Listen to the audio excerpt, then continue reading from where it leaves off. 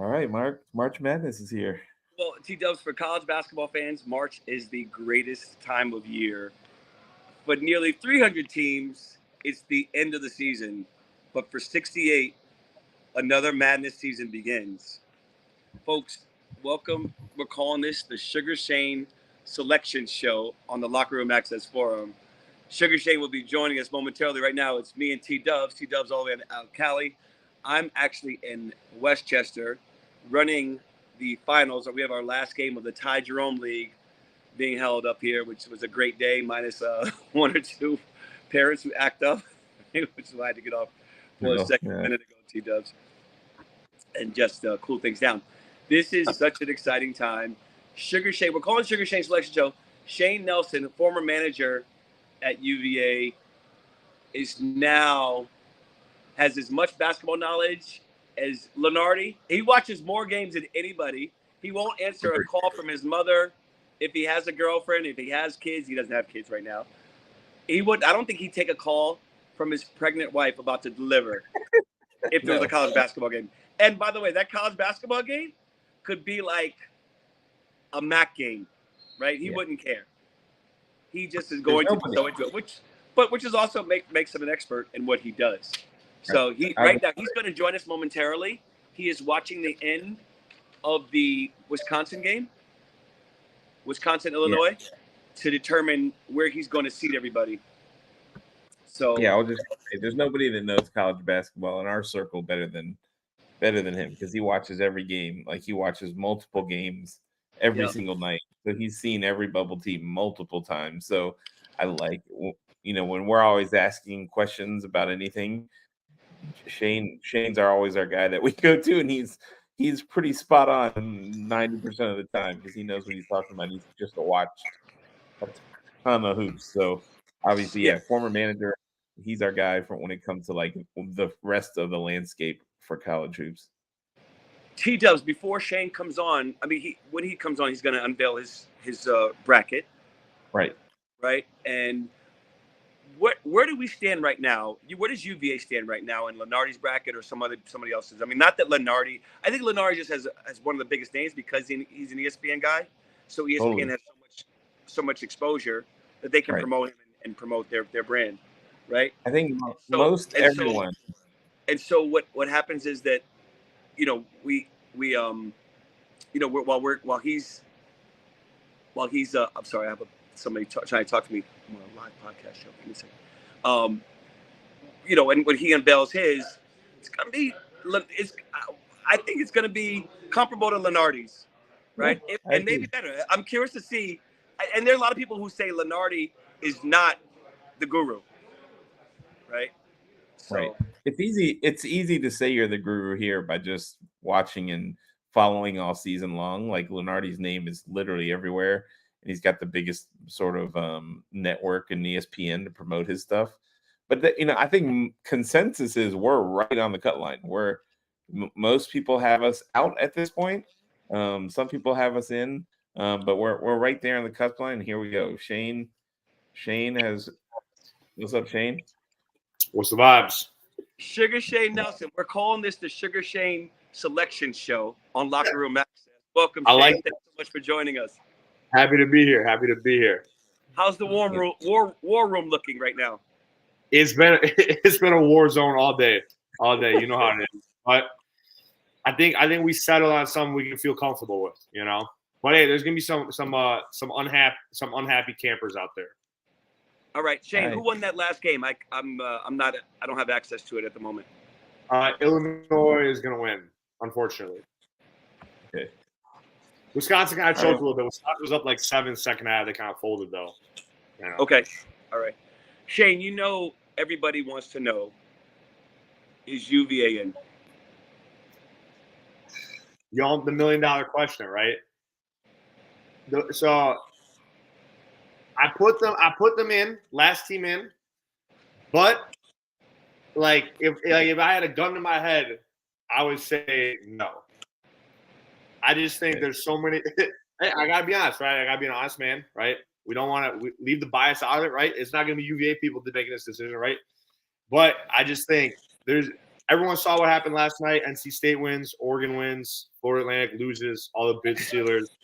It's just there's going to be teams left out, and I think recency bias. So at the end of the day, it's humans making the decision, not computers.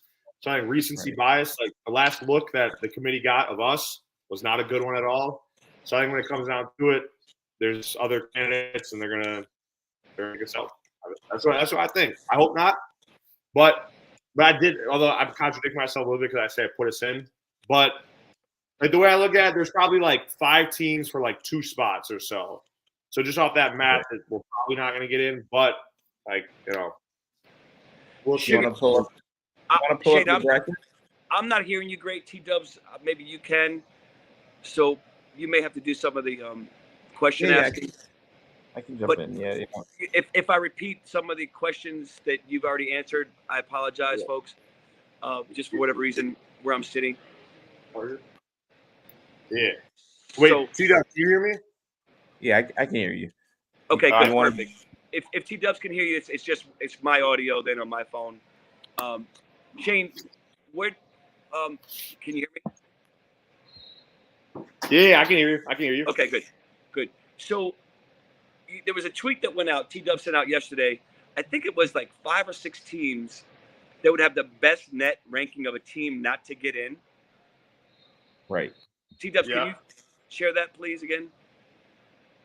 Yeah, so I think JBR is something that JBR bracketology is something Shane knows well. But New Mexico is at 22 would be the best net to ever miss. 24 Colorado would be the best net to ever miss. Michigan State at 25 would be the best net team to ever miss. Indiana State at 30 would also be the best net to ever miss. 32 Oklahoma would have the best SOR to ever miss. And Virginia at 35.5. Average KPI SOR would also be the best ever to miss. Texas A&M 7 quad 1 wins would be the most ever for a team not in the field. So we're making history somewhere on this bubble. Like somebody's going to get left out that's going to feel like they should be in, and they have every right to feel that way. Just this is a metrics game at this point, and it's all about which metrics you care most about. Unfortunately we don't know what the criteria is. So I think like Shane said, we're right on that cut line. Somebody's going to get hurt. I don't know who that is. But Shane, I'm curious. I'd rely on yours. I'd love to go. You want to share your screen and go through the bracket? Yeah, I got you. Oh, I just got to hit the present button right here. Yep. Shane, I'm curious to know. Oh, go ahead. Good. If you want to share it, that's great. All right, we got okay. All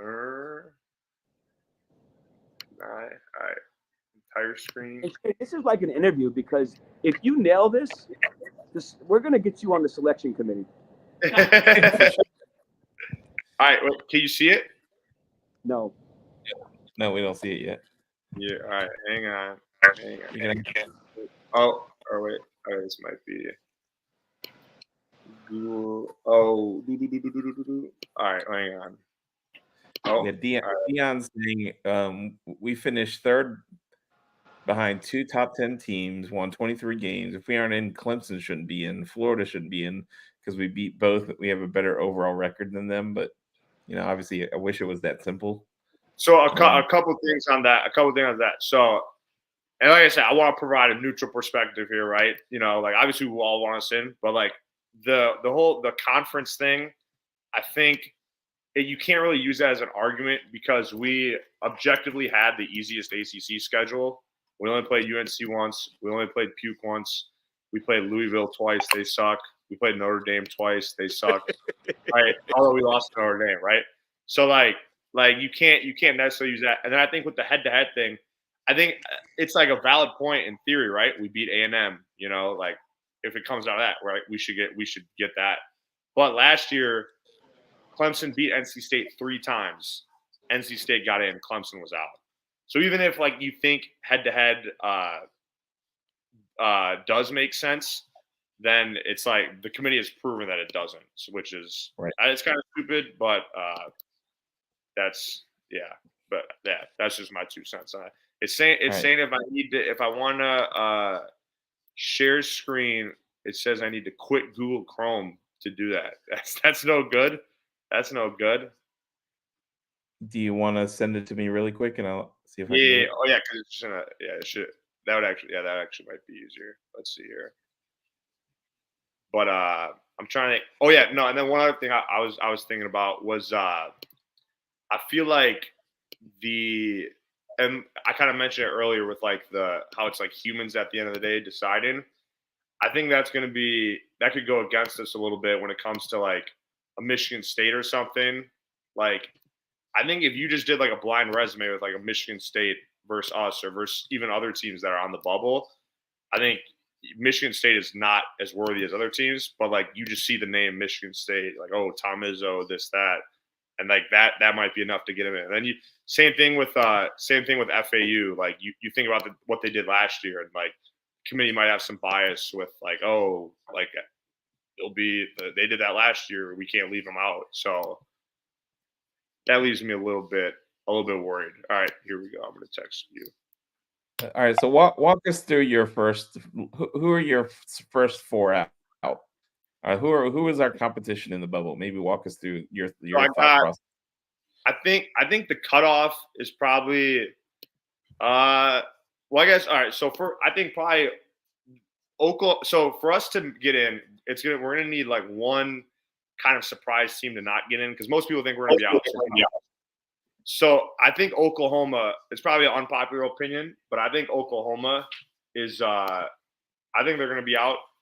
They really limp to the finish line. Easy non-conference schedule, which the committee punishes sometimes. So, and they just like they just haven't been like that convincing. Like they have like one really good win against Iowa State. That was in like January. So I think they'll be out. St. John's, that's another one, kind of what I was saying before, like the committee, Rick Pitino, right? You know, they got to be in. But St. John's has been one tournament team, Creighton at home. They lost to Michigan on a neutral court earlier in the year. They lost to Boston College on a neutral court earlier in the year. I think like that's one team that they're in. I would be very, very upset. And I will think that we got wrong if we're on the wrong side and St. John's is in. So those are probably two. And there's Seton Hall, Providence, shout out Matt Palumbo. Indiana State, they've been an interesting talking point lately because everybody wants them in, but like you only beat one quad one win. You lost to Illinois State at home. Like so those teams are kind of and Pitt, those kind of are the teams that we're probably in competition with. Shane, I'm really curious with your formula. Do you weigh in like late games, late season wins higher than mid season wins? What is your what's your basis on putting a team in? Like, why would I get Indiana State? Like, you also lost your conference tournament like in the first round or second round, and your conference isn't. I mean, they're all good, right? But they're not Power Five.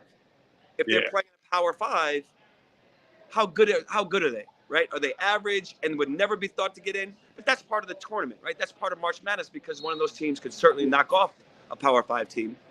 Yeah. There we go. So what's your formula based on in terms of teams like Indiana State or even a Virginia? Like, why should they get in? Why should they get in? And I think, I mean, you hear all stuff about like all different metrics like net, KPI, strength of record, whatever.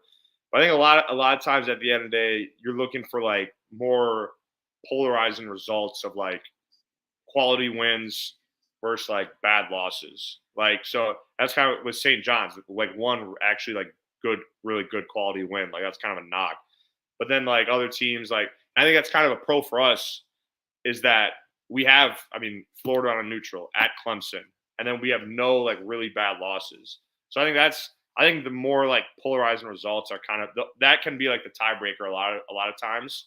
I think that's like Colorado, they're on the bubble. That's something going for them. They have no bad losses really, and that's why Texas A&M is probably if you ask like different bracketologists, Texas A&M is probably the most like interesting bubble team in recent memory because they've beaten Kentucky twice, Tennessee, Iowa State, Florida, like, but then they've lost to like Vandy, LSU, Arkansas twice, like really bad losses. So like, and that's why. So now it's like you got both sides of bad losses, really good wins. But yeah, there's no one true method. But I think really good wins, really bad losses, those can be the difference. And like Indiana State, they don't have a really good win, they have a really bad loss.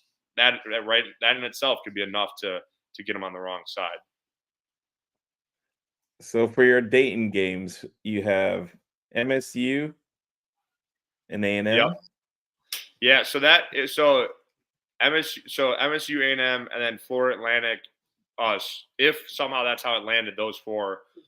That's what the default matchups would have to be because A&M played FAU and us, so they won't pair us with A&M in the first four. When A&M would go with Michigan State, we'd go with FAU. And then who else do you have bracket? You have Colorado in, I think, going to the finals, obviously a big deal. Who are some of the other ones that were debatable for you? Yeah, Colorado's interesting. They had a lot of injuries throughout the year, and the committee has come out and said that like they factor in injuries and like they'll account for that if you were hurt, like when you're losing games. And now they're finally fully healthy, so I think that's going for them is going to help them out. TCU is somewhere in there. They're another team, kind of like Oklahoma. I think they'll be on the right side because they beat Oklahoma in the Big 12 tournament. They're another team where it could be like surprising, like there's like a chance they're surprisingly not in. They probably don't enough to be in, but they should be good. And then I think and then some of the 9 seeds. Northwestern's probably pretty comfortable. I think did I have Colorado State at the 9 line? Colorado State might be one to watch. Once you start getting into the 9s, though, those are teams that we're probably a little unlikely to pass up. But like the Colorado could be, that's a team that's kind of on there, and then TCU. Those are, and then obviously then the Dayton teams. But yeah, let's go through this East really quick. UConn, your overall number 1 seed. I take it. I mean, Purdue stumbled, Houston stumbled, UConn's been ripping through the Big East like a hot knife through butter lately. So probably. I think you got in your first bubble, Colorado State, really right there, right? Colorado State had some big non-conference wins to help them out. They beat Colorado, they beat Creighton. So those are they stumbled a little bit in conference play, but I think they did enough in the non-conference to help out. Now Dayton's actually a team that I'm kind of interested to see where they go because like a lot of brackets I'd been looking at throughout the year had them like 5, 6, like high, and I was like, I don't like that's kind of interesting. And then if you look at their schedule, like their strength of schedule is not that good. Like they don't really have many impressive wins. They're like it's just I'm not as convinced that they're as good as other people think, but I don't see anybody that I respect having them outside the tournament, so I'm going to default to that, and I'll give them the 8 seed, not in the bubble. But I'm interested to see where they go. All right, then you've got South Carolina, Grand Canyon, and then an ACC Duke versus Yale. Yeah, Florida as 6 seed against. Yeah, the win. It probably would have been a 5 if they won today, but they kind of got the doors blown off them. They lost to Vandy like a week ago. That was no good, but they'll be a dangerous 6 seed. Illinois, and then Akron with a lucky call there at the end. Crazy. Clemson as a 7. I mean, a lot of people are going to complain Clemson in, or what is that over Virginia? Yeah. But so they're Clemson clearly in over us. Yeah, I've had to respond to multiple. I've gotten multiple texts about that. Like, how is Clemson comfortably in, and we're on the outside looking in? They're non-conference. They beat South Carolina. They beat South Carolina at home. They beat TCU on a neutral, who's a tournament team probably. They beat Boise at home, who's a tournament team, and they won at Alabama, who's like a 4 seed probably. So like those 4, they won at UNC. It's kind of what I was mentioning earlier, like really good wins like at UNC. Not many teams have a better win than at UNC. So like that can do a lot of work for you. So, and then Colorado, like us, 3rd in the Pac-12, not a crazy strong conference, but their net is super high. What makes them in your eyes? Is it getting to the finals of the Pac-12 tournament? I think it was part of what I mentioned earlier with like they had like a lot of injuries. Like their second best player, De Silva, missed like 5 games, I think. Cody Williams, going to be a lottery pick, missed like 6 games. They had some and other role players. Julian Hammond's been hurt. Like other role players, but they've been finally getting healthy. I think the Pac-12 beating Washington State Pac-12 tournament, beating Utah, like showing the committee like we're healthy now. Like now this is like the team that we are. Like we beat Washington State, comfortable tournament team on a neutral court. I think that's enough. That'll be enough to show them. And I saw a tweet. It was like from some guy I respect. He said, "I have a hard time I won't see it impossible that like Colorado is going to be in, or like Virginia would be in, and Colorado wouldn't." And he backed it up with like that they're better. They're almost better at like every single like various metrics. They're one up of us on like almost every single one. So I mean, I can't remember like word for word what he was saying, but that was just like something I thought was interesting. That he says almost no way we would get in over Colorado. So yeah, if you just look at net, I mean they're 30 spots ahead of us, so it'd be tough. If net is the deciding factor, then I do think another thing I've been telling people, there's a common misconception with net that so it is important, but its main basis is, unless the NCAA is just they change something, I've been out of the loop. But the main basis for it is the quad system, right? The net whole quad system is based off the net. They don't necessarily. It's not necessarily like, oh, tie. Let's just go with the team with the higher net. Like its main basis is to decide what's a quad 1, quad 2 win. So I wouldn't totally look into if fans are like, oh, we just dropped 2 spots. I see that all the time. I say, oh, we won yesterday, but we dropped 2 spots in the net.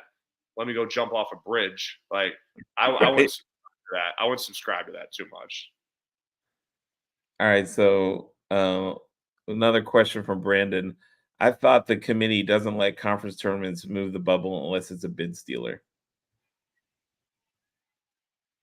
Thoughts on that, Shane? I'm a little confused. What yeah. Did I say something contradictory to that? But because that is true. The bubble, the conference, like the bid stealers, that is what moves the bubble.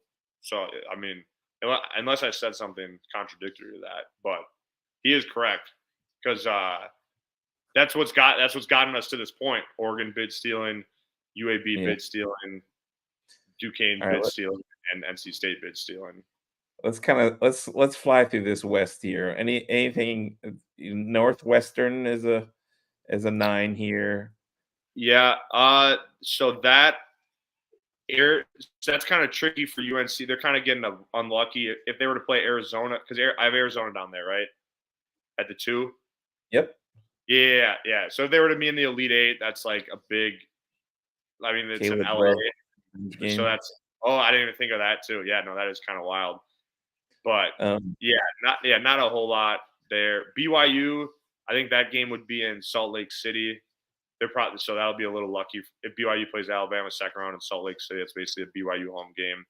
And then Northwestern, they're like the inverse of Colorado, where they lost one of their best players recently and have like been a little worse since then. So like, do they get punished for that and drop like to like the last 4? I don't know, but it's kind of like the opposite of Colorado. So it'll be Colorado and Northwestern are 2 interesting teams on where they'll be placed based off injuries. So then scrolling down, I don't think anything crazy.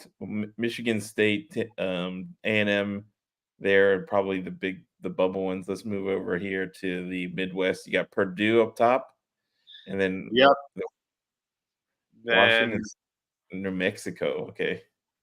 Yeah, New Mexico. Yeah, I won't really call them.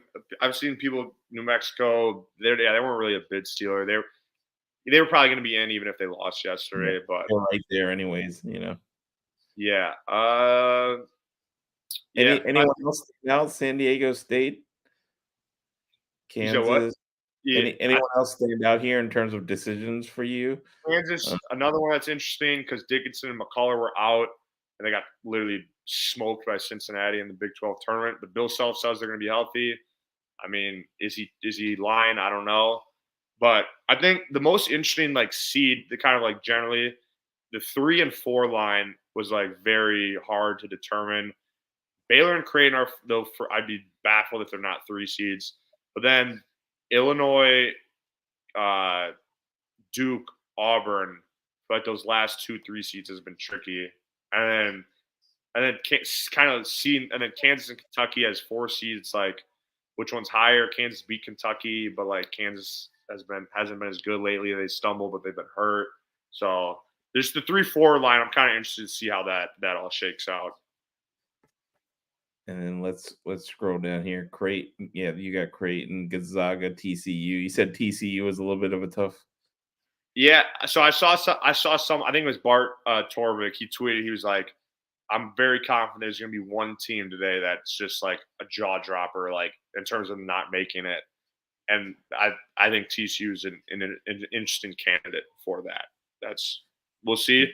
And I know, and I've seen a lot of ACC guys. Danny Neckel, I'm pretty sure he complains about it a lot how Big 12 has been gaming the net. They just play easy non-conference, run it up, and then to help their net, and then they just beat each other up, and their net doesn't move. So I'm interested if the committee kind of like punishes the bad non-conference schedules with like TCU and Oklahoma, and it's like, go play some teams that have a pulse, buddy. So, All right, we're 3 minutes from the actual show, so let's jump down and talk South, where you've got UVA, FAU. You said gun to your head, maybe you don't put UVA in, but you have them in this. Think of it like a pie chart. Like UVA for the last spot, UVA like 33. I've been telling everyone 33% chance is what I would give us. Think of it like a pie chart. UVA 33%, Seton Hall 25, St. John's like 15, Indiana State 10, right? Providence 5, right? So it's like I would guess we won't get in, but I think we'll have a more likely chance than the other candidates. That's kind of the best way I would describe it.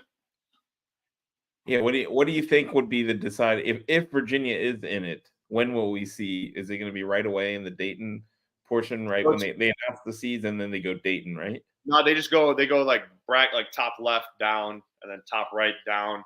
But it'll be it's gonna be new this year where it's gonna be, because there's so many bids there. The playing games are gonna be 10 seeds, like 99% chance they're gonna be 10. Usually they're 11 seeds. Right. But you don't have to like jump out of your seat when the 11 seed comes up. Unless I'm like just tripping balls or something, but it should be 10 seeds. So, which is a bit of a twist, but yeah. So just whenever the 10 seeds okay. When the 10 seeds pop up, but yeah, if both the playing games are announced and we're not in it, you could probably turn it off. I don't think we're getting in and not going to Dayton. Okay. All right. So Virginia fans, get ready as a watch for those basically playing games. That's where a name is likely going to pop up. Yeah. And one last note, the encouraging thing for us, and I was talking to Johnny, the GOAT Carpenter, I was like, a lot of these bubble teams have flaws, significant flaws in their resume. St. John's has been one good team. Right. Indiana State is in a bad conference. Texas A&M's lost 5 atrocious games. We don't really have like a hole that the committee can point at and be like, that's why they're not in. Like, we have a couple good wins, no bad losses. Like, we've won a lot of games. You know what I mean? So usually they punish bad losses, and we don't have those. So maybe there's a chance. Notre Dame finishing the season strong was very helpful for us, because in the moment we were like, that is a bad loss, and they finished strong. So now looking back on it, it's not nearly as bad of a loss as it was in the moment. All right, let's go watch this, and then you're free to jump on later for post-mortem. If you want, yeah, we can either celebrate and get the wine bottles out, or we can try and get. All right, let's do that. Well, we'll decide depending on how this is if we jump back on. All right. Let's rock and roll. Go Hoos, y'all. Go Hoos.